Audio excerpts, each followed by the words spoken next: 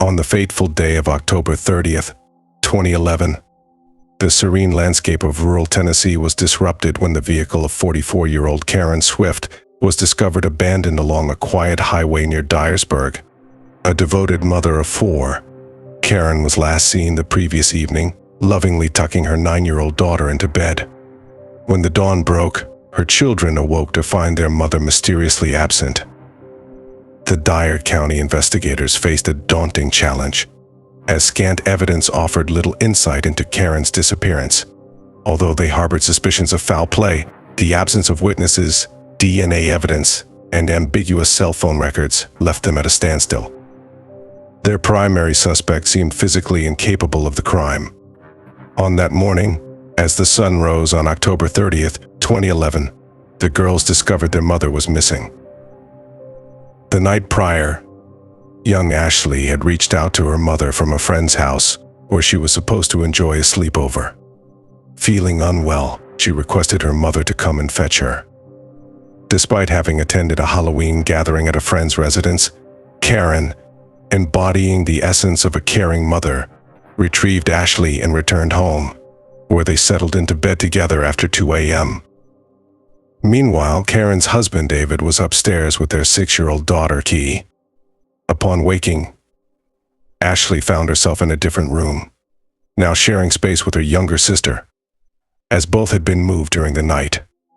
Notably, Karen's vehicle, a pristine white 2004 Nissan Murano, was nowhere to be found. By 3 p.m. that same day, 2 calls were made to the Dyer County Sheriff's Office to report Karen Swift as missing, one from David, after his attempts to reach Karen's friends yielded no results, and the other from concerned friends Bill and Kathy Bona. The Nissan belonging to Karen was discovered forsaken along Millsfield Highway in the northern expanse of Dyer County, approximately a quarter mile from the residence of the Swift family. The SUV was observed to have a deflated tire. Deputy Alexander was the first to arrive at the scene, soon joined by Sergeant Walker from the Dyer County Sheriff's Department. They encountered David, who was already at the vehicle. He had unlocked the doors and conducted a brief search for any of Karen's personal items, her keys, purse, or mobile phone. Notably, Karen's cell phone was absent. A solitary rusty screw jutted from the flat tire, suggesting that Karen had regrettably driven over this sharp object at just the right angle to puncture the tire. Both the deputy and the sergeant found no signs of anything amiss within the vehicle. There were no reports of blood, either inside or outside the SUV. Subsequent forensic analysis by the Tennessee Bureau of Investigation yielded no significant findings, aside from the troubling fact that Karen remained unreachable by phone. Deputy Alexander noted an intriguing detail at 6A. When he settled into the driver's seat to prepare the vehicle for impound, he was astonished to discover that he did not need to adjust the seat for comfort. This raised questions about whether Karen Swift, who stood at only 5, was indeed the last person to operate the Nissan. A search for Karen commenced immediately, starting from the site of her abandoned vehicle and extending into the surrounding rural area. A pair of jeans and a top, later confirmed to belong to Karen, were found a short distance from the SUV.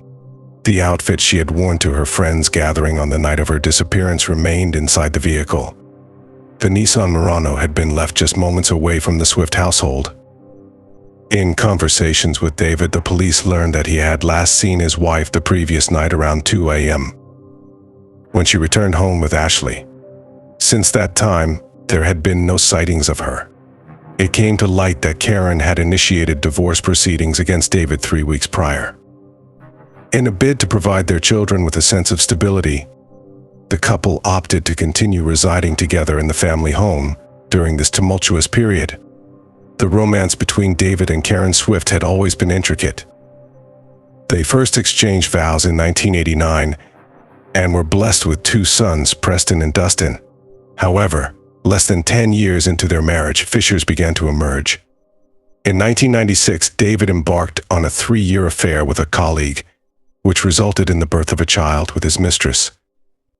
Karen reportedly uncovered her husband's betrayal upon the arrival of this child and subsequently filed for divorce, which was finalized in 2000. Yet, shortly after the divorce was settled, the couple sought to mend their relationship. In September 2000, on the anniversary of their original wedding, they remarried. This second chapter of their union brought forth two daughters, Ashley and Keely. However, it was Karen who, this time, chose to stray from the marriage. In light of his wife's infidelity, David resolved that a new beginning was essential for the family. At that juncture, they were residing in Arkansas. David resigned from his position and secured a role in manufacturing management in Dyersburg, Tennessee. He then procured a new residence and instructed his wife to prepare for the move. This decision to relocate was made swiftly and independently by David. The transition was so hasty that their eldest son, Preston, remained behind to finish the school year, while the rest of the family settled into their new home, a place Karen saw for the first time as their belongings were being unloaded. Despite the abrupt shift to rural Tennessee, Karen adapted with remarkable ease. Allegedly, David was not supportive of her working, yet the devoted mother of four found various avenues to generate income. She took on house cleaning, engaged in landscaping, and being a fitness enthusiast, began teaching aerobics classes. Karen's engaging personality and various roles in her community fostered numerous friendships. Known for her extroverted and cheerful demeanor, friends often described her as genuinely selfless, perhaps excessively so. Her concern for the well-being of others often led her to hesitate in seeking help for herself, even during challenging times, such as the deterioration of her marriage. Karen ultimately decided to file for divorce, prompted by her husband's actions that instilled fear for her safety. Despite reports of David stalking her and confronting her during outings with friends, Karen downplayed the situation, suggesting that her concerns might have been exaggerated. Following her disappearance, those who knew her consistently highlighted her qualities as a devoted mother. After David reported her missing, he met with the police using crutches due to a recurring knee injury from earlier in the year. During the interview, he revealed that he had recently learned about a second, secret cell phone that Karen had been using, which was given to her by Bill Bona, the husband of her close friend Kathy. David claimed he did not know the phone number and suggested that it was typical for Karen to keep such matters from him. He then shifted the conversation to portray Karen as someone who enjoyed partying and drinking heavily, insinuating that Bill and Kathy Bona were behaving inappropriately with her. David recounted numerous instances of what he described as Karen's erratic behavior, noting that her changes began shortly after their relocation to Dyer County. He attributed the responsibility for her actions to the new acquaintances she had formed, particularly the Bonus. He recounted an incident where he caught Karen in a state of undress in their hot tub. On another occasion, he arrived at the Bonus residence only to discover his wife in bed, unclothed, with her friend Kathy. After David shared a series of unsolicited and unflattering anecdotes regarding his wife's purported conduct, the detectives grew restless and attempted to redirect him toward the pertinent details surrounding Karen's disappearance. They inquired about the possibility of Karen leaving the house during the night or in the early hours of the morning, seeking to understand her potential destination. When asked for his thoughts on his wife's fate, David once again directed suspicion toward Kathy Bona. He asserted that the police had informed her of Karen's cell phone pinging near the Mississippi River, a detail Kathy allegedly relayed back to him. As David gathered his crutches and exited the room, he consented to allow investigators to search his home. A thorough examination of the Swift residence uncovered no indications of foul play. While there was some disarray, particularly in the bedroom occupied by Karen, it could easily be dismissed as the typical chaos of a bustling household with two young children. Similar to the forensic analysis of Karen's vehicle, an exhaustive search of the home yielded no clues regarding the whereabouts of the 44-year-old mother. Outside, investigator Terry McCrate documented 7 gallons of bleach. David Swift explained that this was a precautionary measure following a recent incident involving his dog.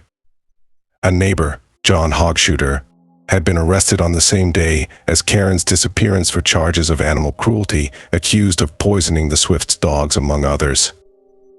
Hogshooter later claimed it was an accident, asserting that he was unaware of the Swift's dogs' identities and had merely placed fly killer outside his home due to a fly infestation surrounding construction materials.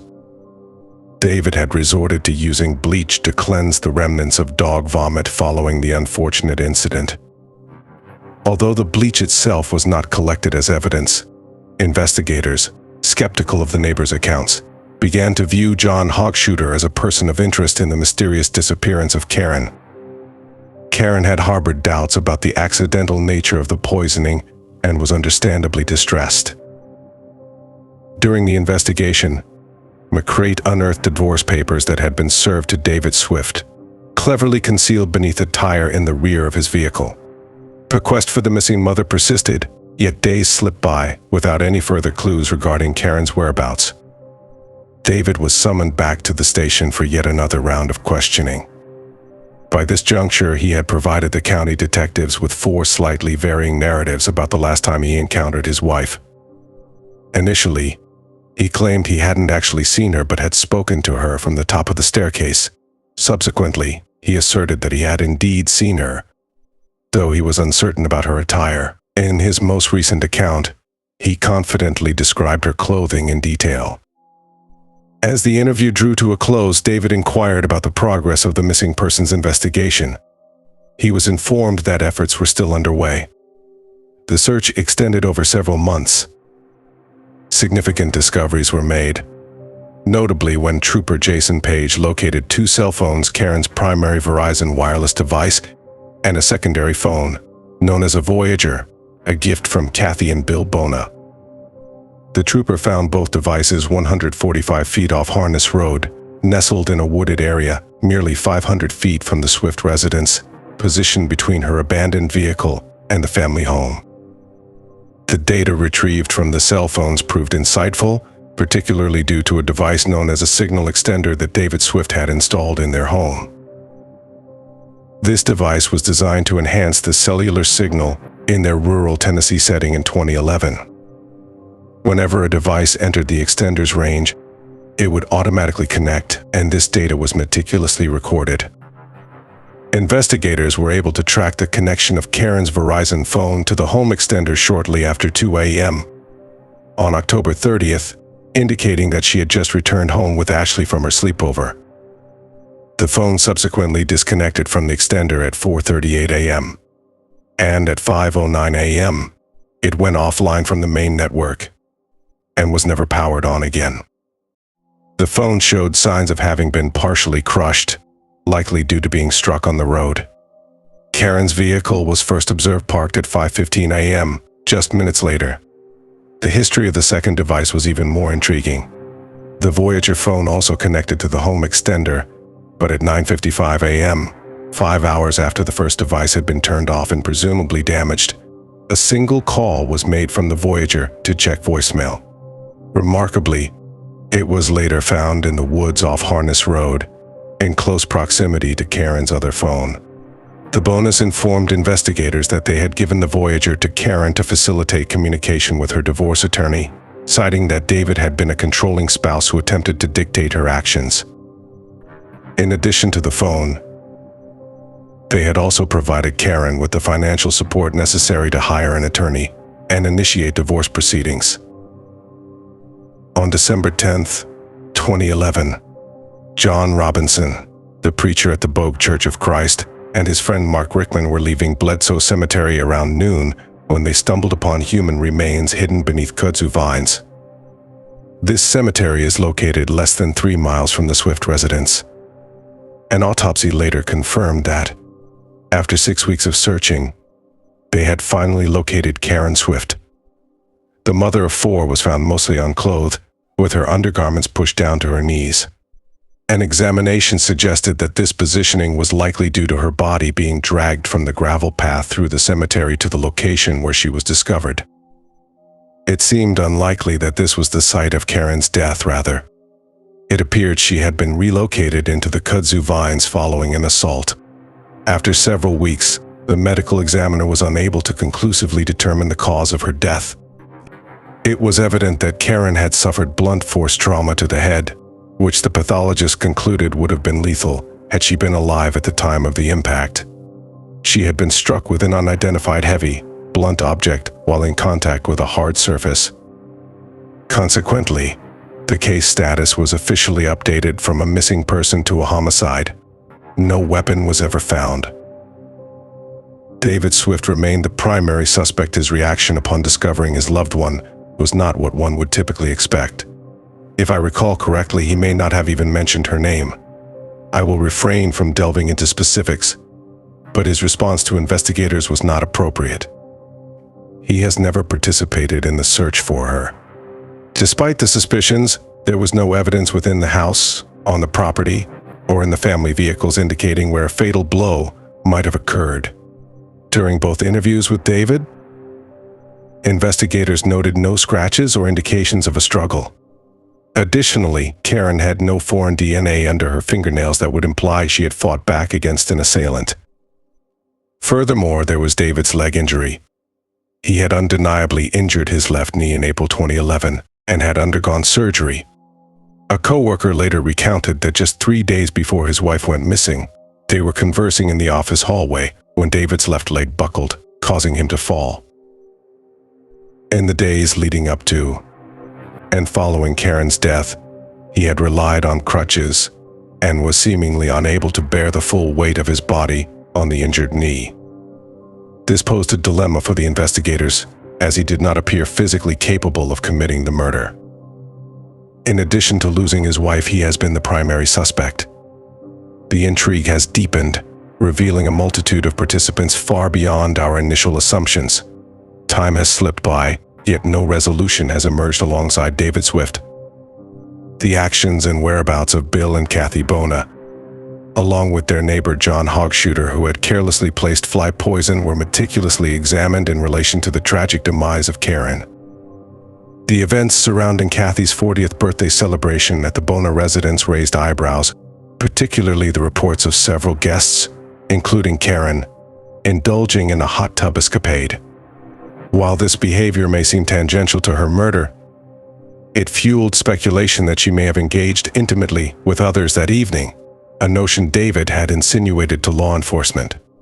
For some, this raised the specter of a motive that could provoke her husband's fury. Yet, further questions lingered. It was revealed that another dog in the vicinity had also succumbed to poisoning around the same time as the Swift family's beloved pet.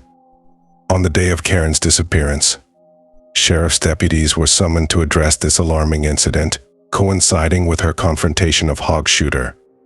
Following her vanishing, a series of peculiar occurrences unfolded in the neighborhood.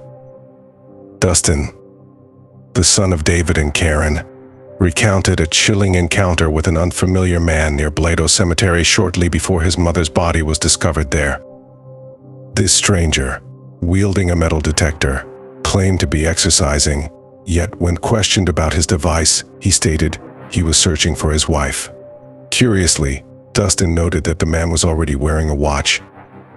What, then, was the true intention of this enigmatic figure lingering near the seldom visited cemetery? With scant evidence to guide the investigation, speculation regarding Karen's murder spiraled out of control within the community and the media for years. In the aftermath, the Swift family departed from Dyersburg, with David eventually remarrying and finding new beginnings in Jefferson County, Alabama. The clamor for justice in the case of Karen's murder in Tennessee persisted unabated. As investigators, including Terry McCrate, meticulously examined the case file, they began to construct a compelling narrative that would encompass all the evidence, placing David Swift at the heart of the unfolding drama. Dyer County authorities surmised that the spurned husband, enraged by Karen's decision to pursue a divorce and desperate to exert control over her, had meticulously plotted the murder days in advance. His initial act of deception involved feigning a re-injury to his knee in front of a colleague. On the fateful evening of October 29th, he made a final attempt to salvage his marriage by inviting Karen to dinner. However, she opted instead to attend a Halloween gathering with Bill and Kathy Bona, further igniting David's fury. The absence of defensive wounds suggested that Karen was attacked in her slumber, yet the fatal strike could not have taken place in the bedroom. Investigators theorized that she had been strangled.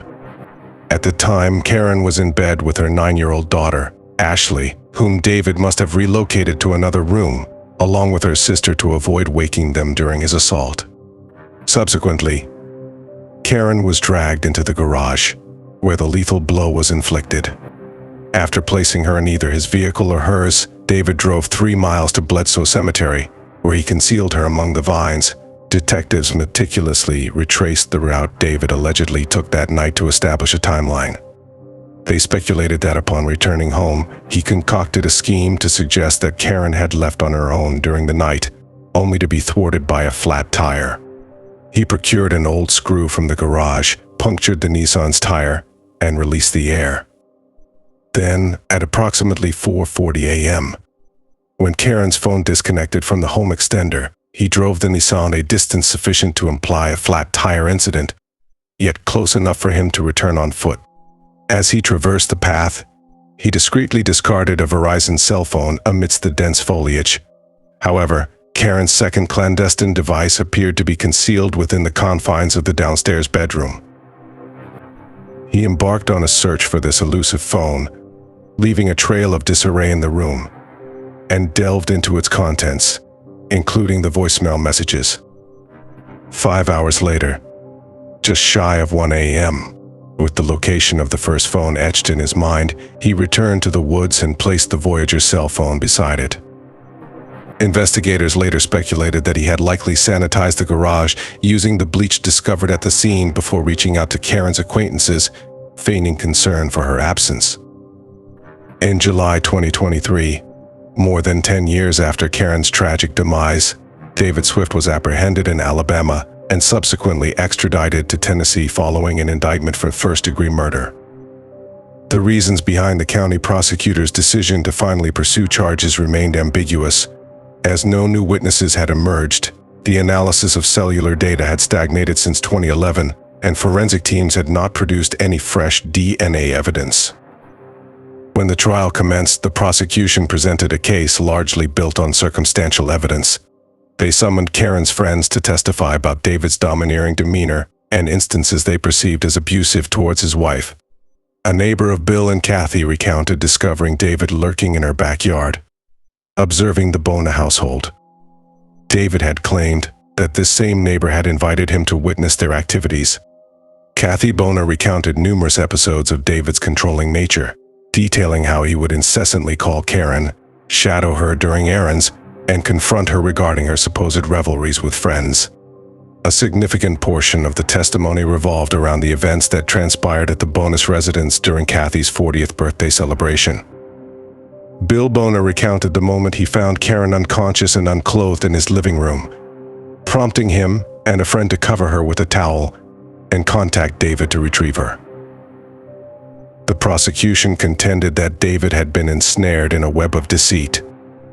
They uncovered the phone number of Karen's purportedly clandestine second cell phone within David's call records.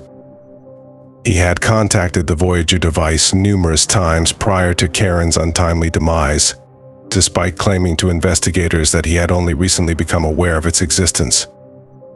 Furthermore, he asserted that he had been in slumber from 2 a.m., when he observed Karen returning home, until approximately 10 a.m. However, digital footprints revealed that someone was actively engaged in downloading and perusing photographs of Karen around 3 a.m., including several images of her new tattoo. The widower was also discovered to have explored dating websites and women's profiles over 250 times in the days following his wife's disappearance. A physical therapist, who attended to David's knee injury in the weeks subsequent to her vanishing, testified that David possessed the physical capability to transport a body. Notably, a neighbor who lent the Swifts hay for a hayride recounted that on October 29th, David assisted him in moving hay bales, each weighing approximately 65 pounds without the aid of crutches. Yet the following day at the police station, he was unable to navigate without them. The state argued that for Karen to have departed of her own volition, several implausible conditions would need to be satisfied. She would have had to have plans to rendezvous with someone, yet no evidence of such arrangements existed. She must have relocated both Ashley from her bed and Kay from her husband's bed before stealthily exiting the residence that night, raising the question of why she would risk awakening David if she were indeed sneaking out. Lastly, toxicology reports indicated that she had ingested Benadryl prior to slumber. Why would she have taken a sleep aid if she intended to vacate the premises less than 3 hours later? The defense, however, deftly dismantled the state's narrative. They highlighted that David required additional surgery on his injured leg. Their daughter, Ashley, now an adult, testified with conviction that it was her mother who had moved her to her sister's room during the night, not her father. The most fragile aspect of the prosecution's case against David Swift lay in the absence of tangible evidence within the residence, the vehicles, and on his person. They were unable to connect the corroded screw from the SUV's tire to the Swift garage. The murder weapon remained elusive, leading to speculation that David had employed his foot, despite his visible injuries. Furthermore, there was no indication of a struggle within that room. When the jury emerged from their deliberations, their verdict astonished many present in the courtroom.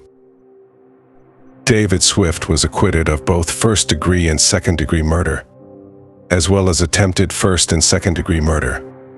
However, the jury was unable to reach a consensus on the charge of voluntary manslaughter, informing the judge of their irreconcilable deadlock. Throughout the proceedings, David's defense suggested, despite objections from the prosecution, that the murder allegations were driven by political motives. The investigation had not yielded any direct evidence of his culpability, yet the sheriff and district attorney, both under significant electoral pressure, felt compelled to pursue the case nonetheless. With the manslaughter charge unresolved, the county faced the dilemma of whether to retry this matter, ultimately deciding to proceed. David's attorney contended that the new indictment was unlawful, asserting that the statute of limitations for the manslaughter charge had expired. Nevertheless, on July 11, 2024, a judge declined to dismiss the charges. The date for a new trial remains to be determined. Additionally, David Swift is confronting charges in Alabama for stalking his second wife, who has since finalized their divorce.